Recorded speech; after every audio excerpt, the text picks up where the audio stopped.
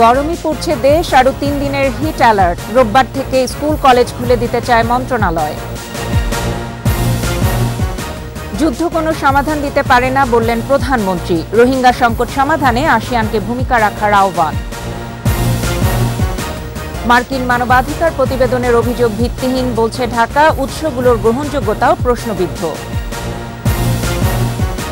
সহিংসতামুক্ত উপজেলা নির্বাচন চায় কমিশন, সুষ্ঠু ভোটে ব্যর্থ হলে গণতন্ত্র ব্যাহত হওয়ার শঙ্কা। বাস চাপায় সহপাঠীদের মৃত্যুর প্রতিবাদে উত্তাল চুয়েট, অনির্দিষ্টকালের জন্য বন্ধ ঘোষণা, হল ছাড়বে না শিক্ষার্থীরা।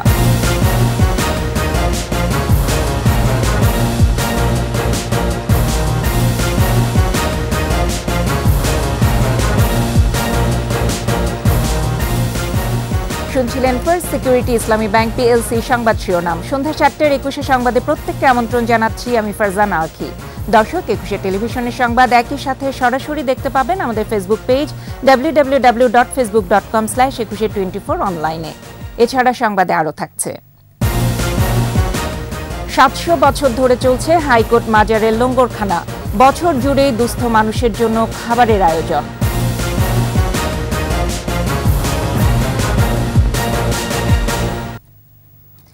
মৃদু তাপপ্রবাহের ব্যাপ্তিকাল অতীতের সব রেকর্ড ছাড়িয়েছে। এ অবস্থায় আরও 3 দিনের হিট অ্যালার্ট জারি করল আবহাওয়া অফিস। গরমের কারণে রাজধানীতে গণপরিবহনগুলোতে যাত্রী সংকট থাকলেও মেট্রো রেলের যাত্রীরা স্বস্তিতেই পৌঁছেছেন গন্তব্যে। মানিক শিকদারের রিপোর্ট।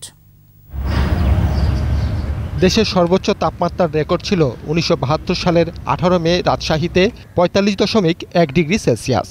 ঢাকার সর্বোচ্চ তাপমাত্রা 42.3 ডিগ্রি রেকর্ড করা হয় 1960 সালের 30 এপ্রিল। টানা 23 দিন তাপপ্রবাহ ছিল 2019 সালে। এবছর এপ্রিলের প্রথম সপ্তাহ থেকে শুরু হওয়া দাবদাহ 23 দিন অতিক্রম করেছে। এই অবস্থায় টানা তৃতীয় দফা হিট অ্যালার্ট জারি হলো। 23 দিন কিন্তু প্রায় চলছে।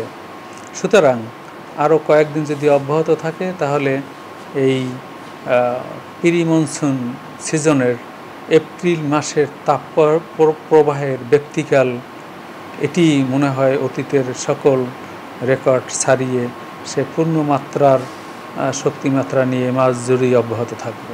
এদিন সর্বোচ্চ তাপমাত্রা চুয়াডাঙ্গা ও যশোরে 42.2 ডিগ্রি আর ঢাকায় 39.1 ডিগ্রি। এপ্রিলে বৃষ্টির সম্ভাবনা দেখছে না আবহাওয়া অফিস। সিলেট বিভাগ এবং চট্টগ্রাম বিভাগের বজ্র ঝড় তৈরির প্রবণতা বৃদ্ধি পাবে এবং সেক্ষেত্রে সেন্ট্রাল পার্ট পর্যন্ত অর্থাৎ ঢাকার পূর্বাঞ্চল সহ আমাদের উত্তরাঞ্চল কিছুটা তাপমাত্রা কমে গিয়ে স্বস্তিদায়ক পরিস্থিতি তৈরি হতে পারে 2 তারিখের পরে। মৃদু থেকে অতি তীব্র তাপপ্রবাহে জনজীবনে নেমে এসেছে স্থবিরতা। দুর্ভোগে পড়েছেন শ্রমজীবীরা। আগে যেমন 5টা খেপ মারতাম, এখন 2টা খেপ মারলে আমরা অরণ হয়ে যাই। গরমে কুলান যাচ্ছে না, আমরা খুব কষ্টে আছি। রাজধানীর সড়কগুলো অনেকটাই ফাঁকা, গণপরিবহনেও যাত্রী সংকট। প্রচন্ড গরম, যার কারণে আমাদেরই গাড়ি চালাইতে মন চায় না, যেটা ইনকাম করবো। আর যাত্রী উঠবে কিভাবে? মানাইতেছে না, যেরকম তাপমাত্রা, অনেক গরম। তবে ব্যতিক্রম মেট্রো রেলে। উত্তরা ও মতিঝিল রুটের যাত্রীরা ভ্রমণ করছেন মেট্রো রেলে। আমার কিন্তু বাইক আছে, আমি ঢাকা শহরে মোটরসাইকেল নিয়েই ঘোরাফেরা করি। এই প্রচণ্ড গরমে আমি মোটরসাইকেল আমার অফিসে রেখে আমি কিন্তু মেট্রো রেলে আসছি। এমনি বাসে আসলে তো জ্যামে পড়ে থাকতে হবে, আবার গরম অনেক। এখানে তো এসির মধ্যে চলে আসতেছি, অবশ্যই ভালো। স্বল্প সময়ে গন্তব্যে পৌঁছানো এবং শীতাতপ নিয়ন্ত্রণ ব্যবস্থা থাকায় স্বস্তি মিলছে মেট্রো যাত্রীদের। গরমের কারণে অনেক উপকার হইতেছে, যেরকম এসি আছে, এসির কারণে আমরা দাঁড়ায় হোক তাও আমরা আসতে পারতেছি। অত কষ্ট হইতেছে না রাস্তায় জ্যামের কারণে বা কত গরম বাহিরে, ওই কষ্টটা হইতেছে না। যে প্রচণ্ড গরম, তাতে করে যদি মেট্রো রেলে ভিড়ের মধ্যে দাঁড়িয়েও থাকি তাও কিন্তু অনেক ভালো। এদিকে রাজধানীর হাসপাতালগুলোতে গরমজনিত রোগীর ভিড় বাড়ছে। পর্যাপ্ত বিশুদ্ধ পানি পান ও অসুস্থ বোধ করলে চিকিৎসকের শরণাপন্ন হওয়ার পরামর্শ স্বাস্থ্য বিশেষজ্ঞদের। মানিক শিকদার, 21 টেলিভিশন, ঢাকা।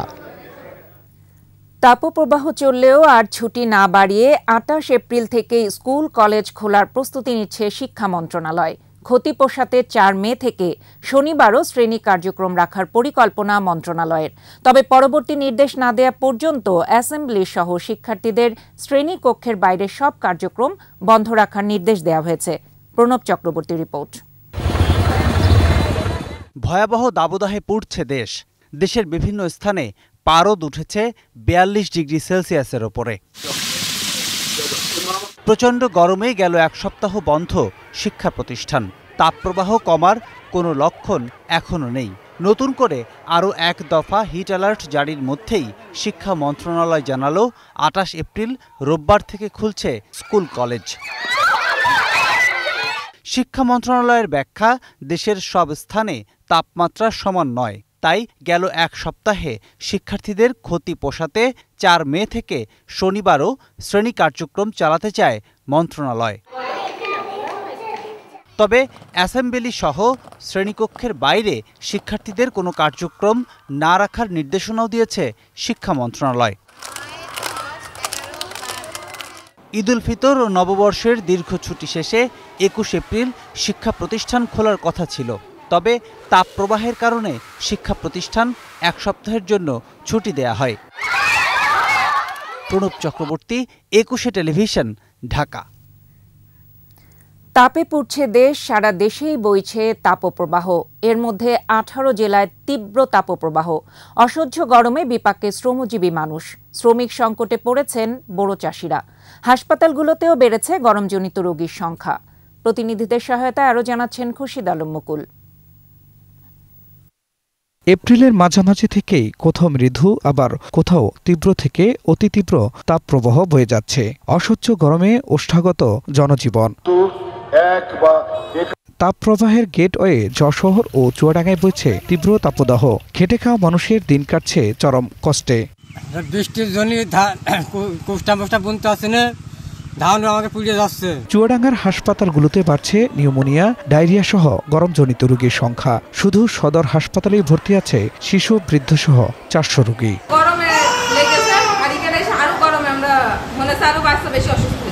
ময়মনসিংহে দিনভর তীব্র তাপদাহ থাকলেও রাতে পড়ছে কুয়াশা। গ্রীষ্মের বিচিত্র এই রূপ এর আগে কখনো দেখেনি ময়মনসিংহবাসী। ভোরবেলা দেখতেছি 2-3 দিন যাবত খুব কুয়াশা, আবার সূর্য ওঠার সাথে তাপমাত্রা বাইরে যা। এই তাপমাত্রা বৃদ্ধি পাওয়ার কারণে জনস্বাস্থ্যের উপর কিছু হুমকি দেখা দিচ্ছে। মানুষের শরীরে পানি শূন্যতা দেখা দিচ্ছে, ডিহাইড্রেশন, নিউমোনিয়া, ডায়রিয়া পর্যন্ত দেখা দেয়। এই ডিহাইড্রেশনের কারণে অনেকে হিট স্ট্রোকে আক্রান্ত হচ্ছেন। রাজবাড়ীতে অতিরিক্ত গরমে ডায়রিয়া সহ নানা রোগে আক্রান্ত রোগীর চাপ বেড়েছে। শয্যা সংকুলন না হওয়ায় বারান্দা ও মেঝেতে চিকিৎসা নিতে হচ্ছে রোগীদের। তীব্র তাপে শরীয়তপুর চাঁদপুর আঞ্চলিক মহাসড়কে বিটুমিন গলে যাচ্ছে। এতে যান চলাচলে ঝুঁকি বেড়েছে। খেটে খাওয়া মানুষ ও পথচারীদের স্বস্তি দিতে স্যালাইন ও পানি বিতরণ করেছে গাইবান্ধা ও ভোলার পুলিশ। আমার ব্যক্তিগত উদ্যোগে আমার সহকর্মীদেরকে নিয়ে চেষ্টা করলাম যে কিছু মানুষের কাছে যদি আমরা পানি পৌঁছে দিতে পারি। এদিকে চট্টগ্রাম, রাজশাহী, টাঙ্গাইল, রাজবাড়ী, গোপালগঞ্জ, ঝালকাঠি ও ভোলাসহ বিভিন্ন স্থানে বৃষ্টির জন্য ইস্তেশকার নামাজ আদায় করেছেন মুসল্লিরা। খুরশিদ আলম মুকুল, 21 টেলিভিশন। যাচ্ছি অন্যান্য খবরে। যুদ্ধ কখনো কোনো সমাধান দিতে পারে না উল্লেখ করে যুদ্ধ বন্ধে বিশ্ব নেতাদের প্রতি আহ্বান জানিয়েছেন প্রধানমন্ত্রী শেখ হাসিনা। ব্যাংককে ইউএনএসক্যাপের 80তম সম্মেলনে রোহিঙ্গা সংকট সমাধানে আসিয়ানের কার্যকর ভূমিকাও আশা করেন প্রধানমন্ত্রী। বিস্তারিত জানাচ্ছেন আকবর হোসেন সুমন। থাইল্যান্ডের প্রধানমন্ত্রী শ্রেথা থাভিসিনের আমন্ত্রণে বাংলাদেশের প্রধানমন্ত্রী শেখ হাসিনার 6 দিনের রাষ্ট্রীয় সফর। ব্যাংককে এশিয়া ও প্রশান্ত মহাসাগরীয় বিষয়ক জাতিসংঘের সামাজিক ও অর্থনৈতিক কমিশন ইউএনএসক্যাপের 80তম সম্মেলনে যোগ দেন তিনি। সম্মেলনে রাশিয়া, ইউক্রেন ও ইসরায়েল প্যালেস্টাইন যুদ্ধের ভয়াবহতা তুলে ধরে যুদ্ধ বন্ধের আহ্বান জানান প্রধানমন্ত্রী Sheikh Hasina. Preconditions for sustainable development is lasting peace and security. We must settle regional disputes and tension through dialogue. Our mutual respect for national sovereignty and territorial integrity must remain paramount. We must speak out against all forms of aggression and atrocities and say no to war. Rohingya সংকট ও মিয়ানমারের অভ্যন্তরীণ সংঘাত নিয়ন্ত্রণে আসিয়ানকে ভূমিকা রাখারও আহ্বান জানান বঙ্গবন্ধু কন্যা। The Rohingya repatriation process is also getting delayed. This is creating serious security risk within and beyond our territories. I take this opportunity to call upon the Asia-Pacific region, especially ASEAN, to play a proactive role in resolving the volatile situation in Myanmar. We must ensure that the Rohingyas can go back home in safety and dignity, and the earliest possible. এ সফরে বাংলাদেশ থাইল্যান্ডের মধ্যে জ্বালানি ও পর্যটন সহযোগিতা সহ পারস্পরিক সম্পর্ক বাড়াতে একটি চুক্তি ও 4টি সমঝোতা স্মারক আগ্রহপত্র স্বাক্ষরিত হবে। আকবর হোসেন সুমন, 21 টেলিভিশন। অতীতের যে কোনো সময়ের তুলনায় বাংলাদেশের মানবাধিকার পরিস্থিতি যথেষ্ট ভালো, কিন্তু মার্কিন স্টেট ডিপার্টমেন্টের মানবাধিকার প্রতিবেদনে এর প্রতিফলন হয়নি। এমনকি যেসব উৎস থেকে তথ্য নেওয়া হয়েছে তার গ্রহণযোগ্যতাও প্রশ্নবিদ্ধ। প্রতিবেদনে পরিবেশিত সকল অভিযোগকে ভিত্তিহীন মনে করে ঢাকা। ভবিষ্যতে এ ধরনের প্রতিবেদন প্রকাশে আরও যত্নবান হবার আহ্বান জানানো হয়েছে পররাষ্ট্র মন্ত্রণালয়ের ব্রিফিংয়ে। রিপোর্টে বাকিটা জানাচ্ছেন মোহাম্মদ নুরুন নবী। মানবাধিকার একটি ধারণা মাত্র, কোনো দেশেই এর চর্চায় পরিপূর্ণ নয়। নিয়মিত অনুশীলনে এর উৎকর্ষ সাধন করে জাতিরাষ্ট্রগুলো উন্নত গণতান্ত্রিক রাষ্ট্র হিসেবে বাংলাদেশও নারীর ক্ষমতায়ন, লিঙ্গ অগ্রাধিকার, শিশু অধিকার, শ্রমিকদের অধিকার, বিচার পাবার অধিকার, ধর্মীয় স্বাধীনতা, মত প্রকাশের স্বাধীনতা, সংগঠন করার অধিকার সহ মানবাধিকার রক্ষায় যথেষ্ট যত্নশীল। কিন্তু মার্কিন স্টেট ডিপার্টমেন্টের প্রতিবেদন সম্পূর্ণ এক পেশে। এতদিনের অর্জনগুলোকে ম্লান করার চেষ্টা করা হয়েছে এ প্রতিবেদনে। Achievements of the government have not been acknowledged in the report. On the other hand, isolated and unfounded allegations continue to be flagged as part of a systematic trend. দ্বাদশ জাতীয় সংসদ নির্বাচনে নিবন্ধিত ৪০টি রাজনৈতিক দলের মধ্যে ২৮টির অংশগ্রহণ, ৪২% মানুষ ভোটাধিকার প্রয়োগ করেছে। কোনো সহিংসতা না হলেও এ নির্বাচনকে একপাক্ষিক নির্বাচন বলবার চেষ্টা করা হয়েছে। আবার জানমাল রক্ষায় আইনশৃঙ্খলা বাহিনী শান্তি বজায় রাখতে পেশাদারিত্বের সাথে দায়িত্ব পালন করলেও এর সমালোচনা করা হয়েছে প্রতিবেদনে। One of the gross missing elements in the report is about the systematic campaign launched last year by the anti-state and anti-government elements during the lead up to the 12th national elections in order to create unrest, violence and anarchy under different pretexts and using diverse interest groups. সাজাপ্রাপ্ত বিএনপির chairperson পরিপূর্ণ আইনগত সুবিধা পেলেও প্রতিবেদনে ভিত্তিহীনভাবে গৃহবন্দী করার অভিযোগ করা হয়েছে। এতে পুরো প্রতিবেদনের গ্রহণযোগ্যতা নিয়ে প্রশ্ন তুলেছে Dhaka. The report tends to omit or neglect substantive evidence or information shared with the US authorities on individual cases. For instances, ফিলিস্তিনের গাজায় নারী শিশু হত্যা, নির্বিচারে গণহত্যা সহ মানবাধিকার লঙ্ঘনের ঘটনা ঘটলেও তা নিয়ে কোনো উচ্চবাক্য হয় না। অন্যদিকে বাংলাদেশ শান্তিতে থাকলেও এমন নেতিবাচক প্রতিবেদন কোনোভাবেই গ্রহণযোগ্য নয় বলে জানানো হয় ব্রিফিংয়ে। Undermines a number of valued state institutions, including the independent judiciary and certain statutory bodies, which is detrimental to the moral and functioning of such institutions. Mohammad Nurun নবী, 21 টেলিভিশন, ঢাকা। উপজেলা নির্বাচনে বিশৃঙ্খলা ও সহিংসতার আশঙ্কা প্রকাশ করেছেন প্রধান নির্বাচন কমিশনার কাজী হাবিবুল আওয়াল। বলেছেন, যে কোনো মূল্যে সুষ্ঠু ভোট করতে হবে, অন্যথায় গণতান্ত্রিক ধারাবাহিকতা ক্ষুণ্ণ হতে পারে বলে মন্তব্য করেন সিইসি। মিনালা দিবা রিপোর্ট। উপজেলা নির্বাচন সুষ্ঠু করতে নানা তৎপরতা চালাচ্ছে নির্বাচন কমিশন। এরই অংশ হিসেবে নির্বাচন ভবনে মাঠ প্রশাসনের সাথে কমিশনে এই সভা। এতে অংশ নেন পুলিশ প্রধান, স্বরাষ্ট্র ও জনপ্রশাসন মন্ত্রণালয়ের শীর্ষ কর্মকর্তা, পুলিশের বিভিন্ন রেঞ্জের ডিআইজি, জেলা প্রশাসক, এসপি ও নির্বাচন কর্মকর্তারা অংশ নেন। সভাপতিত্ব করেন প্রধান নির্বাচন কমিশনার। সভায় নির্বিঘ্নে ভোট দেওয়ার পরিবেশ নিশ্চিতের নির্দেশ দেন প্রধান নির্বাচন কমিশনার। আসন্ন নির্বাচনগুলো, উপজেলা পরিষদের নির্বাচনগুলো, আরো যদি কোনো নির্বাচন থেকে থাকে ইউনিয়ন কাউন্সিল ছোট ছোট, সেগুলো যেন সুন্দর সুষ্ঠুভাবে হয় এবং আমরা যেন এই জিনিসটাকে প্রতিষ্ঠিত করতে পারি যে বাংলাদেশে গণতন্ত্র আছে। গণতান্ত্রিক ধারাবাহিকতা ক্ষুণ্ণ যেন না হয় সেজন্য যে কোনো মূল্যে সুষ্ঠু নির্বাচন করার কথা বলেন সিএসি।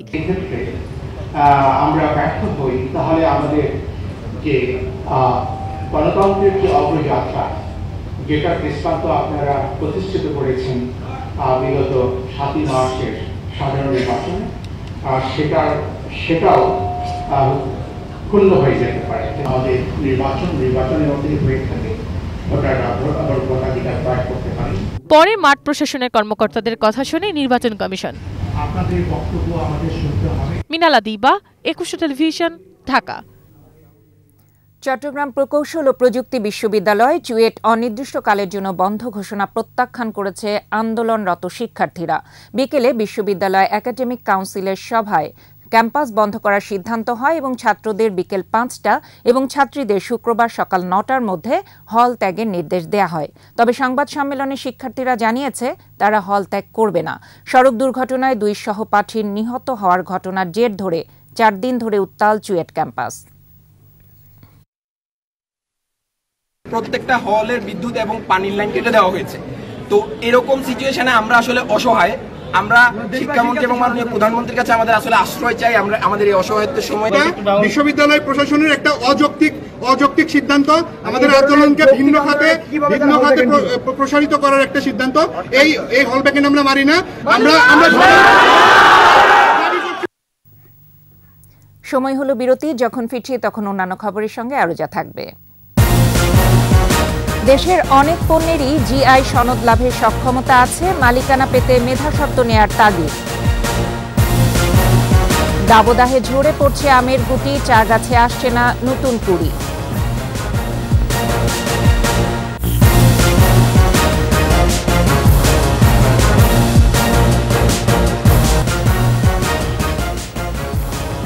দেখছেন সন্ধ্যা 7টার 21 সংবাদ। দেশের বহু পণ্যের এখনও ভৌগোলিক নির্দেশক বা জিআই পণ্য হবার সক্ষমতা ও যোগ্যতা থাকলেও সেগুলোকে সেভাবে তুলে আনা হচ্ছে না। এটি করা গেলে বাংলাদেশকে যেমন ব্র্যান্ডিং করা যেত তেমনি রক্ষা করা যেত দেশের অমূল্য সম্পদগুলো। শুধু তাই নয়, বাণিজ্যিকভাবে ছড়িয়ে অর্থনৈতিকভাবে লাভবান হবার সম্ভাবনাও কাজে লাগানোর উৎকৃষ্ট সময়। জিআই পণ্যের সনদ বিতরণ অনুষ্ঠানে এসব কথা বলেন বিশিষ্টজনেরা। মোহাম্মদ নুরুন নবীর আরেকটি রিপোর্ট। প্রতিবেশী দেশগুলোর মধ্যে ভূখণ্ডের নানান দিকে সাদৃশ্যতা থাকায় জিআই পণ্যেও মালিকানা দাবি করার প্রবণতা দিনে দিনে স্পষ্ট হচ্ছে। ইতিহাস ও ঐতিহ্যের প্রয়োজনে এসব পণ্যের মালিকানা ধরে রাখাটা চিন্তার বিষয়। দেরিতে হলেও ইলিশ, রংপুরের হাড়িভাঙ্গা আম, মৌলভীবাজারের আগর আতর, মুক্তাগাছার মান্ডা, যশোরের খেজুরের গুড়, নরসিংদীর অমৃতসাগর কলা, রাজশাহীর মিষ্টি পান, গোপালগঞ্জের রসগোল্লা, জামালপুরের নকশিকাঁথা, টাঙ্গাইলের শাড়ি, বিজয়পুরের সাদামাটি, রংপুরের শতরঞ্জি, বগুড়ার দই, নাটোরের কাঁচাগোল্লা, কুমিল্লার রসমালাই, কুষ্টিয়ার তিলের খাজা সহ অনেকগুলো পণ্য জিআই স্বীকৃতি পেয়েছে। বাস্তবতা হলো এখনো পুরো দেশে এমন অসংখ্য মহামূল্যবান সম্পদ ছড়িয়ে ছিটিয়ে আছে। মুক্তবাজার অর্থনীতিতে মালিকানা ধরে রাখা এবং বাঁচিয়ে রাখাটাই বড় চ্যালেঞ্জ হয়ে দাঁড়িয়েছে। কেননা জিআই সার্টিফিকেশন হলে আমরা প্রোডাক্টটাকে ব্র্যান্ডিং করতে পারবো এবং বিভিন্ন জায়গায় আমরা বাংলাদেশের এই পণ্যগুলোকে নিয়ে যেতে পারবো, যেখানে আমাদের হয়তোবা আরএনজির মার্কেট নাই, কিন্তু আমাদের এই ধরনের প্রোডাক্টের অবশ্যই চাহিদা আছে। অনেকেই জানে না যে প্রস্তাবনাটা কীভাবে পেশ করতে হবে বা কি কি জিনিস তার সঙ্গে সংযুক্ত করতে হবে। এ কারণেও আমাদের অনেক সময় দেরি হয়। যেটি আমরা দেখলাম যে টাঙ্গাইল শাড়ি যখন ভারত টাঙ্গাইল শাড়ি অফ বেঙ্গল বলে নিয়ে গেল, তখন কিন্তু আমরা দেখলাম যে এই টাঙ্গাইল শাড়িটা আমাদের জেলা প্রশাসক মহোদয় আবেদন করেছিলেন, কিন্তু তার প্রসেসটা সম্পূর্ণ ছিল না। নিজেদের দাবি করতে হলেও কিছু সুনির্দিষ্ট প্রমাণপত্র হাজির করতে হয়। উদাসীনতার কারণে অনেক পণ্য ঝুঁকিতে পড়ে, যেমনটা হয়েছে টাঙ্গাইলের শাড়ির ক্ষেত্রে। যদিও আশ্বস্ত করা হচ্ছে আইনি লড়াইয়ে জিতবে বাংলাদেশ। অনেকে গেছে অন্য কোনো পার্সপেক্টিভে হয়তো তারা দাবি করেছে, and we have to prove ইট। স্বাভাবিকভাবে করতেই পারে একজন, এবং সেটাকে আমরা নিশ্চয়ই আমাদের দাবি সঠিক, এবং আমরা অবশ্যই আশা করি টাঙ্গাইলের যে শাড়ির যে ইয়েটা আমাদেরই থাকবে বাংলাদেশে। কাজে আমাদের দেশের 31টা পর্যন্ত হয়েছে। আমাদের এই পণ্যগুলিকে আমরা আরও মানসম্মত করে আমরা বিশ্ববাজারে আগামী দিনে মাননীয় প্রধানমন্ত্রীর নেতৃত্বে এগুলিকে আমরা নিয়ে যেতে চাই। ট্যাগ লোগো, প্রত্যেকটা জিও পণ্যের বাণিজ্যিক ব্যবহারের জন্য ট্যাগ লোগোর ব্যবস্থা করব। ইতিমধ্যে আমাদের এই নীতিমালাটা তৈরির কাজ চলছে। শুধু জিআই ঘোষণা করেই দায়িত্ব শেষ নয়, প্যাটেন্ট করতে হবে, সাথে সাথে আবার নতুন নতুন বাজার সুবিধা ও পৃষ্ঠপোষকতার কথাও আলোচিত হলো সনদ বিতরণের এই অনুষ্ঠানে। এখানকার মাটি, জল, এগুলি পানি, সবকিছু, ওয়েদার, সবকিছুর সাথে কিন্তু প্রত্যেকটা পণ্যের একটা যোগসূত্র রয়েছে। ইচ্ছা করলে এটাকে নকল করা যাবে না, অন্য জায়গায় নিয়ে যেতে পারে। এসব পণ্যের বিশিষ্টতা আছে বলেই যুগ যুগ ধরে মানুষের কাছে গ্রহণযোগ্যতা পেয়ে এসেছে। কাজেই প্রচার ও পৌঁছে দেবার বড় দায়িত্ব পালন করতে হবে একই সাথে। মোহাম্মদ নুরুন নবী, 21 টেলিভিশন, ঢাকা। সংঘাতের মধ্যে মিয়ানমার থেকে পালিয়ে বান্দরবানের নাইখাংছড়িতে আশ্রয় নেয়া 261 জন বর্ডার গার্ড পুলিশ বিজিপি সদস্য সহ 288 জনকে মিয়ানমারে ফেরত পাঠানো হয়েছে। সকালে তাদেরকে কক্সবাজারের নুনিয়াছড়া বিআইডব্লিউটিসি জেটি ঘাট দিয়ে জাহাজে ফেরত পাঠানো হয়। বিজিপি সদস্যের বাইরে ফেরত পাঠানো অন্য 27 জন মিয়ানমার সেনাবাহিনীর সদস্য ও ইমিগ্রেশন কর্মকর্তা। গত 3 মার্চ থেকে কয়েক ধাপে মিয়ানমারের এসব নাগরিক বাংলাদেশে আশ্রয় নিয়েছিলেন। এর আগে আশ্রয় নেওয়া 330 জনকে গত 15 ফেব্রুয়ারি জাহাজে ফেরত পাঠানো হয়েছিল।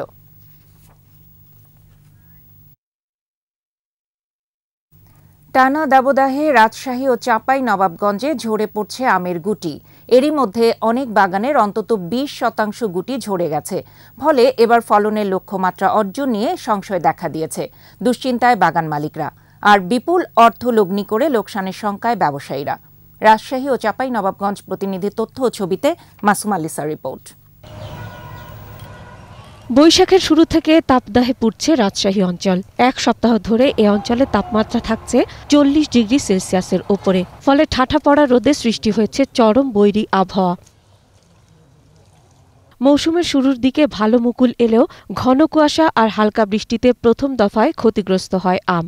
এরপর তীব্র খরতাপে গাছে আম ধরে রাখা কষ্টকর হয়ে দাঁড়িয়েছে চাষিদের। বোটার রস শুকিয়ে হলুদ আকার ধারণ করে ঝরে পড়ছে আমের গুটি। এতে উৎপাদন লক্ষ্যমাত্রা অর্জন নিয়ে সংশয় দেখা দিয়েছে। তাপমাত্রার কারণে আমাদের আম কিছু ফেটে গেছে এবং আমের গুটি বা ছোট ছোট আম পড়ে গেছে। ট্রেনিং আমাদেরকে বলা হয়েছে যে সেচ অবশ্যই দিতে হবে, না হলে এই রোদের কারণে আর এই গরমের কারণে আম ঝরে যাবে সব। রাজশাহী ফল গবেষণা কেন্দ্রের কর্মকর্তারা বাগানে সেচ দেয়া সহ আমের গুটি রক্ষায় প্রতিদিন পানি স্প্রে করার পরামর্শ দিচ্ছেন।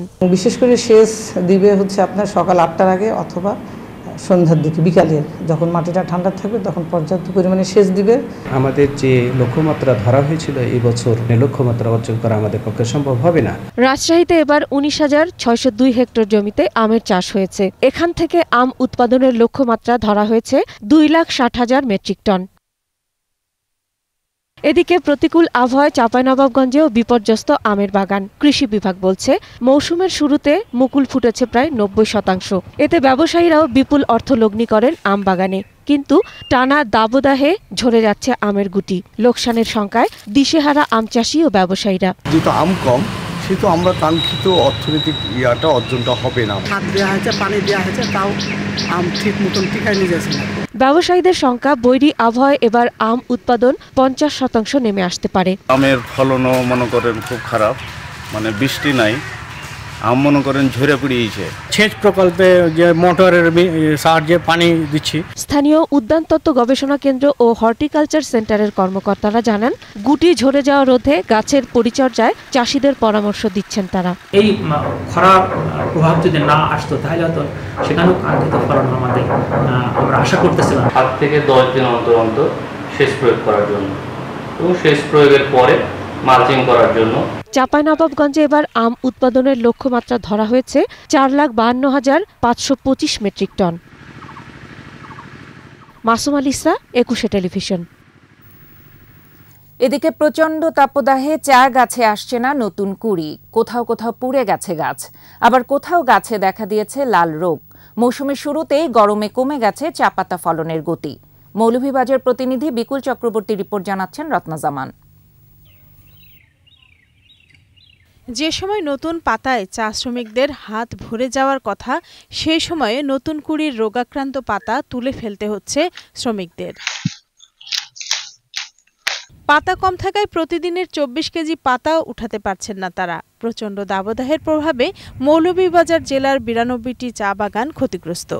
ঝোলা পাতাগুলা না তুললে ডক পাতির মুখ খুলতো না। 10টা চারা তুললেও তো এক মুঠা পাতা হয় না, তো আরেক তো বাচ্চাও হয় না, এত বড় রোদে সব খড়ি যায়, চারা তো মরে যাইতে আছে। চারা মরে যাওয়ার কারণে আমরা পানি আনিয়া ঢালিয়া বাঁচাইতে পারি না। চা বিজ্ঞানীরা বলছেন চায়ের জন্য 20 থেকে 25 ডিগ্রি সেলসিয়াস তাপমাত্রা প্রয়োজন, তবে সর্বোচ্চ 29 ডিগ্রি পর্যন্ত চা গাছ তাপ সহ্য করতে পারে। এর উপরে গেলেই ক্ষতিগ্রস্ত হয় চা গাছ। তবে চা বাগানে শেডের কারণে 35 ডিগ্রি পর্যন্ত সহনীয়। বর্তমানে মৌলভীবাজারের তাপমাত্রা 35 ডিগ্রির উপরে, এতে হুমকির মুখে চা শিল্প। একদিকে খরায় জ্বলতেছে, একদিকে রেসপাইটার, সব মিলে আমাদের এই মুহূর্তে বৃষ্টি দরকার। যাদের ইরিগেশন আছে হয়তো ইরিগেশন চালাতে পারে, যাতে কিছুটা রক্ষা পাবে গাছগুলা। চায়ের স্বাভাবিক বৃদ্ধি ফিরিয়ে আনতে মাটি গর্ত করে পচা গোবর এর সাথে কিছু টিএসপি মিশিয়ে দেওয়ার পরামর্শ চা বিজ্ঞানীদের। 2 রোয়ের মাঝখানে অথবা 4 গাছের মাঝখানে মাটি ফর্কিং করে সেখানে পচা গোবর এবং সামান্য পরিমাণ টিএসপি দিয়ে আবার সেটাকে মিলাই দিতে হবে, সুন্দর করে মিলাই দিতে হবে। আমরা ইতিপূর্বে এই সাজেশন যাদেরকে দিছি ওরা এটাকে প্রয়োগ করে তাৎক্ষণিকভাবে ভালো রেজাল্ট পেয়েছে। তারা বলছেন চায়ের জন্য পরিমিত বৃষ্টি না হলে দেখা দিতে পারে উৎপাদন ঘাটতি। রত্না জামান, 21 টেলিভিশন। আবারও বিরতি, যখন ফিরছি তখন অন্যান্য খবরের সঙ্গে আরো যা থাকছে। ঠেকানো যাচ্ছে না পুঁজিবাজারের পতন, কোনো গোষ্ঠীর ইন্ধন থাকতে পারে বলছেন বিশ্লেষকরা। ভারতে লোকসভা নির্বাচনের 89 আসনে ভোট কাল, উত্তরপ্রদেশে অগ্নি পরীক্ষায় বিজেপি।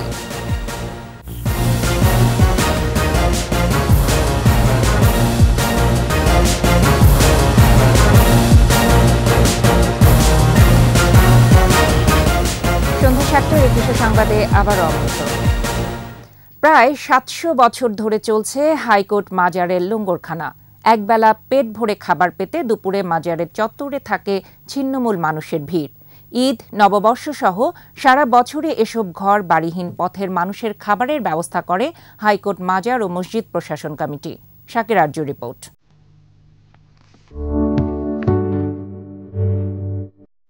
সেলিনা বয়স 55-র কাছাকাছি। সকাল 7টায় মাজারে প্রবেশ করে সারাদিন খাদেম ভক্তকুল মাজারে আসা ছিন্নমূল মানুষের রান্নায় ব্যবহৃত পেঁয়াজ, রসুন, আদা সহ বিভিন্ন কাটাকুটির কাজ করে দেন তিনি।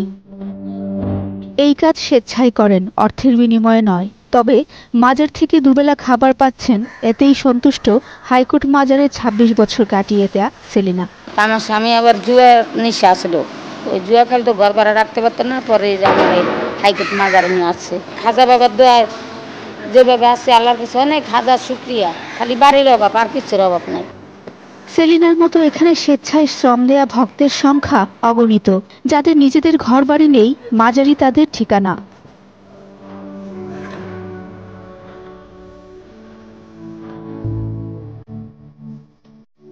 সবসময় ভক্ত মুসল্লিদের ভিড় থাকে হাইকোর্টের হযরত শাহ খাজা শরফুদ্দীন চিশতির মাজারে। কথিত আছে, খাজা শরফুদ্দীন চিশতি 700 বছর আগে যখন এখানে খাবার খেতেন, প্রতিদিনই অনেককে সাথে নিয়ে খাবার গ্রহণ করতেন।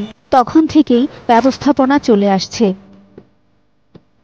সরকারি লোকগুলো খায়, বেসরকারি লোকগুলো খায়, ফকির মুস্তানরাও খায়, সবই একসঙ্গে নিয়ে খায়। রিক্সাওয়ালা টিক্সাওয়ালা যত ব্যান গাড়িওয়ালা আছে, মানে কি লাইন ধরিয়ে বেড়াইও। এই গেট আর এই গেট, মেন গেট, মনে করেন 1000-1500 লোক হবে। মাজারে আসা বসবাস করা ছিন্নমূল মানুষের জন্য খাবার, স্বাস্থ্যসেবা সহ নানা উদ্যোগ নিয়েছে বর্তমান কমিটি। প্রতিদিনই 2 বেলা এখানে খাবার দিয়ে থাকি। মুরগির মাংস বা গরুর মাংস বা খাসির মাংস দিয়ে সপ্তাহে 2 দিন ভাত দেওয়া হয়, আর বাকি 5 দিন খিচুড়ি, তিহারি, বিরিয়ানি। সারা বছরই ছিন্নমূল মানুষদের জন্য নানা পদক্ষেপ নিয়ে থাকে কমিটি। শাকির আরজু, 21 টেলিভিশন, ঢাকা। ব্যবসা বাণিজ্যের খবর।